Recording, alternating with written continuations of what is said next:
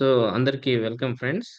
Yesterday మనము upload చేసిన current affairs టెస్ట్‌ని ఒకసారి అనలైజ్ చేసుకుందాం. సిమిలర్ క్వెషన్స్ మీకు ఎగ్జామ్స్‌లో కనిపించేదానికి అవకాశం ఉంది. రీసెంట్‌గా మీరు ఏపీపీఎస్సీ ఇటీవల కండక్ట్ చేసిన యానిమల్ హస్బెండరీ క్వెషన్ పేపర్‌ను మీరు స్టడీ చేసినా, మీకు స్టేట్‌మెంట్ బేస్డ్ క్వెషన్స్ ఉన్నాయి. ఈవెన్ కరెంట్ అఫైర్స్‌లో కూడా స్టేట్‌మెంట్ బేస్డ్ క్వెషన్స్ వస్తున్నాయి ఎక్కువగా. 2, 3 స్టేట్‌మెంట్స్ ఇస్తున్నారు. సరైనవేంటి, సరికానివేంటి అని అడుగుతున్నారు. మ్యాచ్ ద ఫాలోయింగ్ అడుగుతున్నారు. Assertion and reasoning type of questions అడుగుతున్నారు. ఇవన్నీ కూడా కరెంట్ అఫైర్స్‌లోనే కనిపిస్తాయి. మీరు కావాలి అంటే మళ్ళీ ఒక్కసారి వాట్సాప్‌లో పోస్ట్ చేస్తాను. Animal husbandry question paper. Similar questions మీకు వచ్చేదానికి అవకాశం ఉన్నాయి. ఇంకా టఫ్‌గా వచ్చేదానికి అవకాశం ఉన్నాయి. మీరు గెజిటెడ్ సర్వీసుల్ని ఆశిస్తున్నారు. గ్రూప్ 2లో ఉన్న సర్వీసుల్లో చాలా పోస్టులు గెజిటెడ్ సర్వీస్‌లని మనందరికీ తెలుసు. గెజిటెడ్ సర్వీస్‌లను ఆశిస్తున్నప్పుడు దాని స్టాండర్డ్ కూడా క్వెషన్ పేపర్ స్టాండర్డ్ కూడా అదే స్థాయిలో సర్వీస్ కమిషన్ ఉంచేదానికి అవకాశం ఉంది అనే విషయాన్ని స్పష్టంగా గుర్తుపెట్టుకోండి. స్టేట్‌మెంట్ బేస్డ్ క్వెషన్స్ ఇస్తున్నాము. పీడీఎఫ్ ఇస్తున్నాము. క్లాసు ప్రొవైడ్ చేస్తున్నాం. క్లాసెస్ ప్రొవైడ్ చేస్తామని ఎక్కడా చెప్పలేదు మనం. మెంటార్‌షిప్ కమ్ టెస్ట్ సీరీస్ ప్రోగ్రామ్‌లో. But for the sake of benefit of student community classes కూడా ప్రొవైడ్ చేస్తున్నాం. యుటిలైజ్ చేసుకోండి. అటెంప్ట్ చేయండి. దీన్ని చాలామంది సీరియస్‌గా తీసుకోవట్ల. అడుగుతున్నారు. పీడీఎఫ్‌లో అడుగుతున్నారు. క్లాస్‌లో అడుగుతున్నారు కానీ, బట్ టెస్ట్‌ల విషయానికొస్తే అటెంప్ట్ చేసే వాళ్ళ సంఖ్య తగ్గుతూ వస్తా ఉంది. దట్ ఈస్ నాట్ గుడ్ అన్నమాట. యుటిలైజ్ చేసుకోండి. అసలు మీరు ఏ లెవెల్‌లో ఉన్నారో తెలిసిపోతుంది. ఓకే. యెస్టర్‌డే మనం అప్‌లోడ్ చేసిన టెస్ట్‌కి సంబంధించిన టాపర్స్ వీళ్ళు. మార్క్స్ చాలా తక్కువొస్తున్నాయి. 10థ్ ర్యాంకర్‌కి 6 ఔట్ ఆఫ్ 10 వచ్చాయి. ఫస్ట్ ర్యాంకర్ గోపాల్ గారు 8.67 ఒకటి తప్పు పెట్టారు. హేమంత్ భాను గారు 8.67, రాజశేఖర్ గారు, సూర్యం గారు, నవీన్ గారు, ప్రతాప్ గారు, కళ్యాణి గారు, రామ్, జ్యోత్స్న గారు అండ్ సాయం గారు. They got first 10 ranks. Congratulations. ఇంకా కీప్ చేయాలి. క్లాస్ ఇచ్చి పీడీఎఫ్ ఇచ్చినా కానీ మార్క్స్ తగ్గటం అనేది కరెక్ట్ కాదు. ఆలోచించుకోవాలి. ఒక క్వెషన్ అంటే ఓకే. సరే ఫస్ట్ క్వెషన్ మనం ఒక అనలైజ్ చేద్దాం ఫ్రెండ్స్. 19థ్ ఏషియన్ గేమ్స్ మీద ఖచ్చితంగా క్వెషన్ అడిగేదానికి అవకాశం ఉంది. ఒక క్వెషన్ వచ్చేదానికి అవకాశం ఉంది. శ్రద్ధగా చదువుకొని పెట్టుకోండి. 19థ్ ఏషియన్ గేమ్స్. ఈ క్రీడలకు సంబంధించి క్రింది వ్యాఖ్యలను పరిశీలించండి అన్నాము. మస్కట్ చైనీస్ సంస్కృతిపై ఆధారపడి రూపొందించబడింది అని ఇచ్చాము. Statement number 1. మస్కట్ చైనీస్ సంస్కృతి మీద ఆధారపడి రూపొందించబడింది అన్నాం. 19థ్ ఏషియన్ గేమ్స్ క్రీడల యొక్క మస్కట్ రోబోల సమూహము. ట్రయో ఆఫ్ రోబోస్ అని పిలుస్తాము. రోబోల సమూహం. 3 రోబోలు కలిసి మస్కట్‌గా ఉన్నాయి. రోబోల పేర్లు కూడా గుర్తుపెట్టుకోవాలి. 'చెన్ చెన్', 'కాంగ్ కాంగ్', 'లియన్ లియన్' అని జెప్పేసి 3 రోబోలు. రోబోలకి ఒక దేశం యొక్క సంస్కృతికి సంబంధం ఉందా? అనేది ఫస్ట్ పాయింట్. రోబోలకు దేశ సంస్కృతులకి సంబంధం ఉంటుందా? ఏ సంస్కృతి, ఏ దేశ సంస్కృతిలో కూడా రోబోలు భాగం కాలేవు. నేను ఈ ఎటర్నల్ ఫ్రేమ్ అనే దాన్ని 19థ్ ఏషియన్ గేమ్స్ యొక్క ఎటర్నల్ ఫ్రేమ్ టార్చ్‌కి ఎటర్నల్ ఫ్లేమ్ అని పేరు పెట్టారని చెప్పాము. దీని డిజైన్ చైనీస్ సంస్కృతి నుంచి ప్రేరణ పొందింది అని చెప్పాను. దాన్ని దీనికి కనెక్ట్ చేస్తే ఆల్‌మోస్ట్ ఆల్ అందరూ తప్పు పెట్టారు. సో, థిస్ ఈస్ రాంగ్ అండి. చైనీస్ మస్కట్ సంస్కృతిపై ఆధారపడలేదు. మస్కట్ అనేది చైనీస్ సంస్కృతిపై ఆధారపడి రూపొందించబడలేదు. ఓకే. దెన్ ఈ క్రీడలు, ఈ స్పోర్ట్స్ అండ్ బ్రేక్ డాన్స్ ఈ ఆసియా క్రీడల్లో చేర్చబడ్డాయి అన్నా. పై స్టేట్‌మెంట్‌లో సరైనది ఏది అంటున్నాం. ఒకటి తప్పు స్పష్టంగా 2 మాత్రమే సరైంది. ఆల్‌మోస్ట్ ఆల్ అందరూ తప్పు పెట్టారు. బాగా నేర్చుకోండి. 19థ్ ఏషియన్ గేమ్స్ మీద క్వెషన్ అడిగేదానికి అవకాశం ఎక్కువగా ఉంది. భారత్ మొదటిసారిగా 100 మెడల్స్‌ని క్రాస్ చేసింది. 107 పతకాలు సాధించింది ఈ గేమ్స్‌లో. 28 మెడల్స్ గోల్డ్స్ ఉన్నాయని కూడా మీరు గుర్తుపెట్టుకోవాల్సి ఉంటుంది. ఇంకా శ్రేష్ఠ స్కీమ్ అనేది న్యూస్‌లో ఉంది. దానికి సంబంధించి క్రింది స్టేట్‌మెంట్‌లను పరిశీలించండి అన్నాము. భారత ప్రభుత్వ విద్యా మంత్రిత్వ శాఖ ఈ పథకాన్ని ప్రవేశపెట్టింది అన్నాము. ఇది షెడ్యూల్డ్ కులాల విద్యార్థుల ప్రయోజనం కోసం మాత్రమే ఉద్దేశించబడింది అన్నాము. సరైన స్టేట్‌మెంట్‌లన్నీ ఎంచుకోండి అంటున్నాం. మీకు పీడీఎఫ్‌లో చెప్పాం. శ్రేష్ఠ అంటే scheme for residential education for students in high schools in targeted areas అని. దీన్ని సామాజిక న్యాయము మరియు సాధికారిక మంత్రిత్వ శాఖ తీసుకొచ్చింది అన్నాము. కానీ ఇక్కడ మినిస్ట్రీ ఆఫ్ స్కూల్ ఎడ్యుకేషన్ అన్నాము. ఇది తప్పు. రెండవది అధిక నాణ్యత గల విద్యను షెడ్యూల్ కులాల విద్యార్థులకు అందించడానికి పథకాన్ని తీసుకొచ్చారని జెప్పాము. యెస్. షెడ్యూల్ కులాల విద్యార్థుల ప్రయోజనం కోసం మాత్రమే ఇది తీసుకురాబడింది. ఇక్కడ కూడా రెండో స్టేట్మెంట్ అనేది మాత్రమే సరైనది. Then Laureus world sports Awards 2023 దీనికి సంబంధించి క్రింది అంశాలను పరిశీలించండి అన్నాము. వీటిని ఆస్కార్స్‌కి సమానమైన క్రీడా పురస్కారాలుగా సూచిస్తారు లేదా భావిస్తారు అనేది ఫస్ట్ స్టేట్మెంట్. మొన్న పీడీఎఫ్‌లో స్పష్టంగా ఇచ్చాము. ఆస్కార్స్‌కి సమానమైన క్రీడా అవార్డులుగా ఈ లారెస్ వరల్డ్ స్పోర్ట్స్ అవార్డ్స్‌ని పరిగణలోకి తీసుకుంటారు అని చెప్పాము. దెన్ 2023 అవార్డ్ ఈ లారెస్ 2023 అవార్డ్ అర్జెంటీనా ఫుట్బాల్ ఆటగాడు లియోనెల్ మెస్సీ గెలుచుకున్నారు అన్నాము. యెస్ మనం ఇచ్చాము. 2023 అవార్డును లియోనెల్ మెస్సీ గెలుచుకున్నారు. ఈయన అర్జెంటీనా దేశస్థుడు అని కూడా చెప్పాము. రోజర్ ఫెడరర్ 5 సార్లు ఈ అవార్డ్‌ని తీసుకొని అత్యధిక అవార్డులు సాధించిన రికార్డ్‌ని కలిగి ఉన్నాడు అన్నాము. అది కూడా మనం ఇచ్చాము. 5 అవార్డులతో రోజర్ ఫెడరర్ రికార్డ్ సృష్టించాడని చెప్పాము. You can see the similar question in UPSC. యూపీఎస్‌సిలో 2021లో same similar question that to Laureus world sports awards మీదే అడగడం జరిగింది. ఎట్లిచ్చారు చూడండి. లారెస్ స్పోర్ట్స్ వరల్డ్ అవార్డ్స్‌కి సంబంధించి క్రింది స్టేట్‌మెంట్‌లను పరిశీలించండి అన్నాడు. American golfer Tiger Woods was the first winner of this award అన్నాడు. Then the award was received mostly by Formula 1 players so far అన్నాడు. తర్వాత Roger Federer received this award maximum number of times compared to others అన్నాడు. ఈ statement 1 right మనం పీడీఎఫ్‌లో కూడా మనం ఇచ్చాం. American golfer Tiger Woods is the first winner of Laureus world Sports award. Then formula 1 players ఎక్కువగా తీసుకున్నారన్నారు. నో అండి. ఇది ఫుట్‌బాల్ ప్లేయర్స్ ఎక్కువగా తీసుకున్నారు ఈ అవార్డ్‌ని. ఫార్ములా 1 ప్లేయర్స్ కాదు. So, this is wrong. Roger Federer ఈ అవార్డ్‌ని మాక్సిమం నంబర్ ఆఫ్ టైమ్స్ తీసుకున్నాడు. 5 టైమ్స్ తీసుకున్నాడు. ఎందుకు లారెస్ వరల్డ్ స్పోర్ట్స్ అవార్డ్‌ని ఏకంగా యూపీఎస్ వాళ్ళు అడిగారు అంటే, యెస్టర్‌డే నేను చెప్పాము. ఇది కమ్యూనిటీ డెవలప్‌మెంట్ ప్రాజెక్ట్‌లు చాలా చేస్తుంది అని చెప్పాము. కమ్యూనిటీ డెవలప్‌మెంట్ ప్రాజెక్ట్స్ చాలా చేపడుతుందిది. సోషల్ యాక్టివిటీస్ ఎక్కువ ఈ లారెస్ స్పోర్ట్స్ సంస్థకి. అందుకని సోషల్ ఇంపాక్ట్ ఉంది కాబట్టి ఈ సంస్థ ద్వారా యూపీఎస్‌సీ వాళ్ళు కూడా పిక్ చేయడం జరిగింది. ఈ సంవత్సరం అంబాసిడర్‌గా సెలెక్ట్ అయిన పర్సన్ కూడా చెప్పాం మన పీడీఎఫ్‌లో. 2023 లారెస్ స్పోర్ట్స్ సంస్థకి అంబాసిడర్‌గా సెలెక్ట్ అయిన వ్యక్తి నీరజ్ చోప్రా అని మన పీడీఎఫ్‌లో కూడా ఇచ్చాం. అది అడిగేందుకు అవకాశం ఎక్కువగా ఉందని గుర్తుపెట్టుకోండి. దెన్ ఇటీవల వార్తల్లో ఉన్నటువంటి ప్రాజెక్ట్ ఉద్భవ్ దీనికి సంబంధించిందని స్ట్రెయిట్ అవే క్వెషన్ అడిగాము. ప్రాజెక్ట్ ఉద్భవ్ అనే దాన్ని గురించి మనం పీడీఎఫ్‌లో డిస్కస్ చేయడం జరిగింది.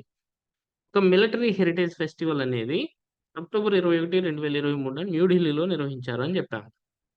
ఈ నిర్వహించిన సంస్థ ఏది అంటే దేశంలో అతి పురాతన సంస్థ అయినటువంటి United service institution of India. ఇది నిర్వహించింది. ఇక్కడ ప్రాజెక్ట్ ఉద్భవం గురించి ప్రధానంగా డిస్కస్ చేశారు. ఈ ప్రాజెక్ట్ ఉద్భవం ఏమిటి? Indian army plus United service institution of India. ఈ 2 కలిసి దేశంలో ఒకప్పుడు రాజులు ఎలాంటి వ్యూహాలను అనుసరించారు? ఈ దేశ సంరక్షణ కోసం ఎలాంటి వ్యూహాలను అనుసరించారు?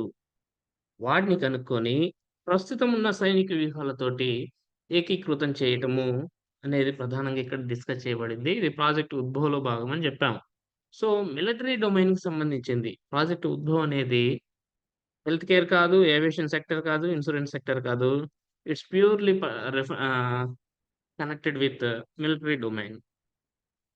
దెన్ మినియేచర్ ఈస్టర్న్ ఘాట్స్ గురించి క్వెషన్ అడిగారు. తూర్పు కనుమల్లో కనిపించే వృక్షజాలంతో ఏర్పాటు చేసిన ప్రదేశం మినియేచర్ తూర్పు కనుమలు. ఇటీవల ఎక్కడ ఏర్పాటయిందన్న? ఈస్టర్న్ ఘాట్స్‌లో ఉన్నటువంటి ఫేమస్ ఫ్లోరా అంతటిని తీసుకొచ్చి, అక్కడ కనిపించే మొక్కలన్నిటిని తీసుకొచ్చి విశాఖపట్నంలో ఒక పర్యాటక కేంద్రంగా డెవలప్ చేస్తున్నారు. దానికి మినియేచర్ ఈస్టర్న్ ఘాట్స్ అని పేరు పెట్టారు. ఇది ఎక్కడ అంటే విశాఖపట్నంలో మనం పీడీఎఫ్‌లో స్పష్టంగా ఇవ్వటం జరిగింది. మినియేచర్ ఈస్టర్న్ ఘాట్స్ ఇటీవల విశాఖపట్నంలో ప్రారంభించబడినటువంటి పర్యాటక కేంద్రం అది. ఓకేనా? ప్రకృతి ప్రేమికులను ఆకర్షించడానికి ఆంధ్రప్రదేశ్‌లో. ఇలాంటి ప్రాజెక్ట్ మొదటిసారిగా స్టార్ట్ చేశారు. ఇక గ్లోబల్ హంగర్ ఇండెక్స్ మీద కూడా ఎక్కువగా క్వెషన్స్ అడుగుతారు. గ్యారంటీగా అడిగే అవకాశం ఎక్కువగా ఉంది. ఇక్కడ కొంచెం ట్రికీ చేశాను. 2 యూరోపియన్ ఎన్‌జీఓలు. ఒకటి కన్సర్న్ వరల్డ్ వైడ్. ఇది ఐర్లాండ్ దేశానికి చెందింది. రెండోది వెల్తింగర్ హిల్ఫ్. ఇది జర్మనీకి చెందింది. ద్వారా ద్వైవార్షికంగా ప్రచురింపబడుతుందన్నాము. ఇంతవరకు రైటే కానీ 2 యూరోపియన్ ఎన్‌జీఓలు దీన్ని ప్రచురిస్తానన్నది రైటింగే గాని, ద్వైవార్షికంగా అనేది రాంగ్. ఇది ప్రతి సంవత్సరం ప్రచురించబడుతుంది. చూడండి. 2 యూరోపియన్ ఎన్‌జీఓలు కన్సర్న్ వరల్డ్ వైడ్ అండ్ వెల్తుంగర్ హిల్ఫ్. ఈ 2 కూడా రూపొందిస్తాయి. ప్రతి సంవత్సరం ఇస్తాయి దీన్ని. మీకు 2022లో ర్యాంక్ ఉంది. 2023లో ర్యాంక్ ఉంది. అంటే ఎవ్రీ ఇయర్ వస్తుందనే కదా అర్థం. సో, ఈ 2 ఎన్‌జీఓలు ఇస్తాయి. కన్సర్న్ వరల్డ్ వైడ్ ఐర్లాండ్ సంస్థ, వెల్తింగర్ హిల్ఫ్ జర్మనీ ఎన్‌జీఓ ఈ 2 కలిపి ఇస్తాయి. గుర్తుపెట్టుకోవాలి. దెన్ సమాన వెయిటేజీతో 4 పారామీటర్స్‌పై ఈ ఇండెక్స్ ఆధారపడి ఉంటుందన్న. 4 పారామీటర్స్ రైటే. ఏ, బి, సి, డి పోషకాహార లోపం, child wasting, child stunting, child mortality. ఈ 4 పారామీటర్‌లు కరెక్టే కానీ సమాన వెయిటేజ్ లేదు. ఒకదానికి 1/3 వెయిట్ ఉంది. ఒకదానికి 1/6 వెయిట్ ఉంది. ఒకదానికి 1/6 ఇంకో దానికి 1/3. అసమాన వెయిటేజ్ ఉంది. ఇక్కడ సమాన వెయిటేజ్ అన్నాము. So, this is also wrong. This is also wrong. 2023 ఇండెక్స్‌లో భారత్ కంటే పాకిస్తాన్‌కు మెరుగైన స్థానం దక్కింది అన్నాము. అబ్సల్యూట్‌లీ. పొరుగు దేశాలు మనకంటే బాగా పెర్ఫార్మ్ చేశాయి దీంట్లో. మనకిచ్చాం. సో, ఇదొక్కటే రైట్. మనకంటే పాకిస్తాన్‌కి మెరుగైన ర్యాంక్ వచ్చింది దీంట్లో. సో, సరైన వాటిని గుర్తించండి అన్నాము. 3 మాత్రమే సరైనది. చాలా మంది తప్పులు పెట్టారు. బాగా చదువుతున్నారనుకునే వాళ్ళు కూడా తప్పులు పెడుతున్నారు. క్వెషన్స్ ఇలాగే ఉంటాయి. అంత ఈజీగా ఏముండవు. ర్యాంక్ నేర్చుకొని ఎళ్ళిపోతాను అంటే రాదు. పోతది. 111/125 ఈ ర్యాంక్ నేర్చుకొని ఎళ్ళిపోతారు. ఎవరు ప్రపోజ్ చేశారో తెలుసుకుంటారు. బట్ క్వెషన్స్ ఇలాగ వస్తాయి. గుర్తుపెట్టుకోవాలి. ఓకేనా? మనకు చూడండి పాకిస్తాన్‌కి 102 ఉంది. మనకు 111 ఉంది కదా! 125 కంట్రీస్‌లో 111 ఉంది. సో, పాకిస్తాన్ బెటర్ పెర్ఫార్మన్స్ ఇచ్చిందని గుర్తుపెట్టుకోండి. ఇక safe harbour principles sometimes seen in news relates to which of the following. ఇటీవల వార్తల్లో వినిపిస్తున్న సేఫ్ హార్బర్ సూత్రం ఈ క్రింది వాటిలో దేనికి సంబంధించింది అంటున్నాము. Very important friends. ఈ సేఫ్ హార్బర్ ప్రిన్సిపల్ ఈ మధ్య న్యూస్‌లో ఉంది. ఏంటి ఈ ప్రిన్సిపల్ అంటే ఫేస్‌బుక్, ట్విట్టర్ లాంటి ఆన్‌లైన్ ప్లాట్‌ఫార్మ్స్‌లో ఎవరైనా వినియోగదారులు పోస్ట్ చేసిన కంటెంట్‌కు ఈ ఫేస్‌బుక్‌లు గాని, ట్విట్టర్‌లు గాని జవాబుదారీగా ఉండాల్సిన అవసరం లేని సూత్రమే సేఫ్ హార్బర్ ప్రిన్సిపల్ అండి. మనం పోస్ట్ చేస్తాము. దానికి ట్విట్టర్ గాని, ఫేస్‌బుక్ గాని జవాబుదారీగా ఉండాల్సిన అవసరం లేదు అనే సూత్రము సేఫ్ హార్బర్ ప్రిన్సిపల్. ఇది ఐటీ చట్టం 2000లోని సెక్షన్ 79లో ఉంది. దీన్ని రివ్యూ చేయాలి అని చెప్పేసి ఇటీవల గవర్నమెంట్ నిర్ణయించింది. So, safe harbour principle online ప్లాట్‌ఫార్మ్స్‌కి సంబంధించింది. It is nothing to do with international shipping, national shipping or digital media ethics. Then, with reference to Jyoti Sureka Vennam, identify correct statements among the following అని చెప్పి question అడిగాం. She won gold medal in world archery championship in Yankton అన్నాం. Yankton అనే ప్రదేశము యూఎస్ఏలో ఉంది friends. యూఎస్ఏలో ఉంది. జ్యోతి సురేఖ వెన్నెం మీద deepest questions పడే అవకాశం ఉంది. మన ఆంధ్రప్రదేశ్‌కి సంబంధించినటువంటి ఒక అమ్మాయి వరల్డ్ ఆర్చరీ ఛాంపియన్‌షిప్‌లో బెస్ట్ పెర్ఫార్మన్స్ ఇచ్చింది. వీటి గురించి ఒక్కసారి డిస్కస్ చేస్తాను నేను. She won gold medal in world archery championship in Yankton అన్నాను. యాంగ్టన్ అనేది యూఎస్ఏలో ఉంది. ఒక్కసారి చూద్దాం ఫ్రెండ్స్. 2021లో ఆర్చరీ వరల్డ్ ఛాంపియన్‌షిప్స్ జరిగాయి. 2021లో ఎందుకు దీని గురించి ఇంత డెప్త్ అంటే మన AP women or girl shown excellent talent in world championships అన్నమాట. ఈవెన్ ఏషియన్ గేమ్స్‌లో కూడా షీ డన్ వెరీ వెల్. ఖచ్చితంగా క్వెషన్స్ అడుగుతారు. కాస్త లిటిల్ బిట్ డెప్త్‌గా ఉంటాయి. 2021 వరల్డ్ ఆర్చరీ ఛాంపియన్‌షిప్స్ ఎక్కడ జరిగాయి? యాంగ్టన్‌లో జరిగాయి. యునైటెడ్ స్టేట్స్‌లో ఉంది యాంగ్టన్. ఇక్కడ ఇండియాకి ఒక్క గోల్డ్ మెడల్ కూడా రాలేదు చూడండి. 0 గోల్డ్ మెడల్స్. సిల్వర్స్ మాత్రం 3 వచ్చాయి.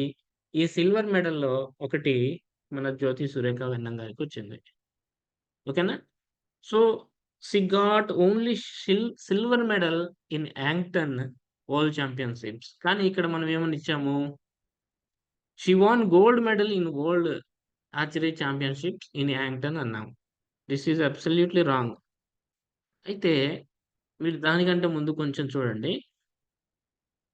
ఈ సంవత్సరం కూడా వరల్డ్ 2023లో కూడా వరల్డ్ ఆర్చరీ ఛాంపియన్‌షిప్ జరిగింది. 2021 గురించి మాట్లాడాం కదా! ఇప్పుడు 2023 వరల్డ్ ఆర్చరీ ఛాంపియన్‌షిప్స్ గురించి చెప్తాను. ఇది 31 జూలై నుంచి 6 ఆగస్ట్ మధ్యలో బెర్లిన్‌లోని జర్మనీలో జరిగింది. ఇక్కడ వ్యక్తిగత విభాగంలో రాలా. ఈ world archery championships Berlin, Germany 2023లో వ్యక్తిగత విభాగంలో ఆమెకి రాలేదు కానీ, కాంపౌండ్ విభాగంలో ఆమెకి గోల్డ్ మెడల్ వచ్చింది.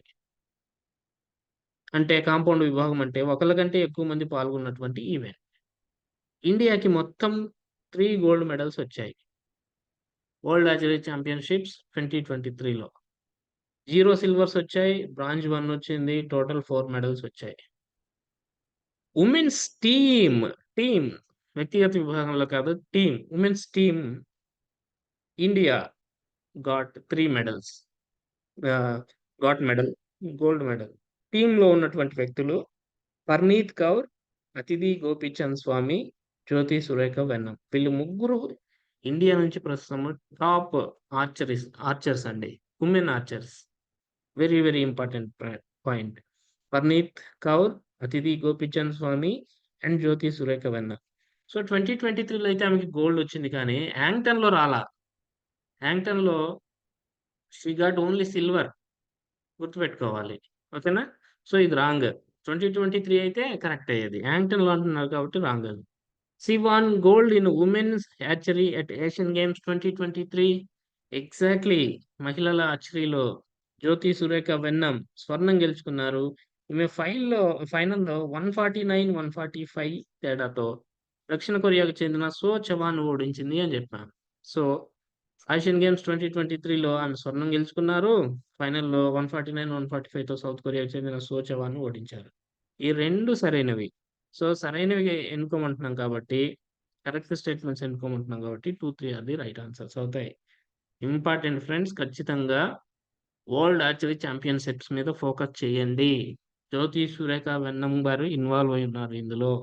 క్వెషన్ అడిగేదానికి అవకాశం ఎక్కువుంది. గుర్తుపెట్టుకోండి. Then India's first solar roof cycling track recently inaugurated in which of the following city అన్నారు. భారతదేశపు మొట్టమొదటి సోలార్ రూఫ్ సైక్లింగ్ ట్రాక్ ఇటీవల ఏ నగరంలో ప్రారంభించబడింది? అడిగేదానికి అవకాశం ఎక్కువగా ఉంది. హైదరాబాద్‌లో ఒక సోలార్ రూఫ్ తోటి ఉన్నటువంటి వివిధ నిర్మాణాలు కలిగిన సైక్లింగ్ ట్రాక్ హైదరాబాద్‌లో స్టార్ట్ అయింది. ప్రపంచంలోనే ఇది వినూత్న ట్రాక్. ఇలాంటి ట్రాక్ రెండోది ప్రపంచంలో cycling track. Solar cycling track రెండోదంటే అడుగుతారు. గ్యారంటీ‌గా గుర్తుపెట్టుకోవాలి. దెన్ చక్రవర్తికి సంబంధించి కొన్ని అంశాలను పరిశీలించండి అన్నాము. This is the joint military exercise between Japan and India అన్నాము. ఇదొక జాయింట్ మిలిటరీ ఎక్సర్‌సైజ్ కానే కాదు. ఇదొక ఏంటి joint one second joint human assistance and disaster relief exercise. Disaster relief exercise ఇది. డిజాస్టర్స్ జరిగినప్పుడు ఎట్లాంటి సహాయ కార్యక్రమాలు అందించాలి అనే దానికి సంబంధించి ఒక మాక్ డ్రిల్ లాగా ఒక ఎక్సర్‌సైజ్‌ని నిర్వహించారు. ఇది ఒక సైనిక ఎక్సర్‌సైజ్ కాదు. మిలిటరీ ఎక్సర్‌సైజ్ కాదిది. కాబట్టి the statement is absolutely wrong. First exercise held in 2015. Yes. ఇది 2015లో మొదటిసారి జరిగిందని మనం పీడీఎఫ్‌లో ఇచ్చాము. Then 2023 edition of the exercise hosted by Indian navy at Goa అన్నాము. యెస్. గోవాలో ఇండియన్ నేవీ నిర్వహించింది 2023 ఎక్సర్‌సైజ్‌ని. దీంట్లో వివిధ రకాల సంస్థలు పాల్గొంటాయండి. ఇక్కడ మీరు చూస్తున్నారు NRSC, CORI, NRDM, INCOIS, army ఇట్లా ఫిక్కీ ఇట్లా బహుళ సంస్థలు పాల్గొనేటువంటి ఎక్సర్‌సైజ్ ఇది. డిజాస్టర్ రిలీఫ్ ఎక్సర్‌సైజ్ ఇది. గుర్తుపెట్టుకోవాలి. So, first one is absolutely wrong. 2, 3 are right statements. ఇక్కడ తప్పు ప్రకటన ఎంచుకోండి అంటున్నాం కాబట్టి, ఒకటి మాత్రమే సరైనది అనేది గుర్తుపెట్టుకోవాలి. సో, ఈ రకంగా చక్రవర్తి అనేది కూడా మనం పీడీఎఫ్‌లో చేసుకున్నాము. ఇవన్నీ కూడా పిఐబిలోంచి పిక్ చేస్తున్నాం. ఓకేనా? యాస్ వెల్ యాస్ మీకు న్యూస్ పేపర్స్‌లో వచ్చే కంటెంట్ కూడా చాలా బ్రీఫ్‌గా, టైం లేదు కాబట్టి చాలా బ్రీఫ్‌గా మీకు సంక్షిప్తంగా ఇస్తున్నాం. So, make utilize this opportunity. చెప్తున్నా కానీ క్లాస్ ఇచ్చి పీడీఎఫ్ ఇస్తున్నా గానీ కొంతమందే పెర్ఫార్మ్ చేస్తున్నారు. That too below 15 or 20. మిగతా వాళ్ళు అంతగా రాణించలేకపోవడము అనేది కొంచెం ఇబ్బందిగా ఉంది. పైగా క్లాసెస్ పీడీఎఫ్‌లు మోర్ కంటెంట్ అడుగుతున్నారు. ఉన్న కంటెంట్‌ని బాగా చదువుకోవడానికి విఫలమవుతున్నారు. అది కొంచెం కరెక్ట్ చేసుకోవాల్సిన అవసరం అయితే ఉంది. This is from my side అండి. ఇప్పుడు మీరేదైనా చెప్పదలుచుకుంటే చెప్పొచ్చు.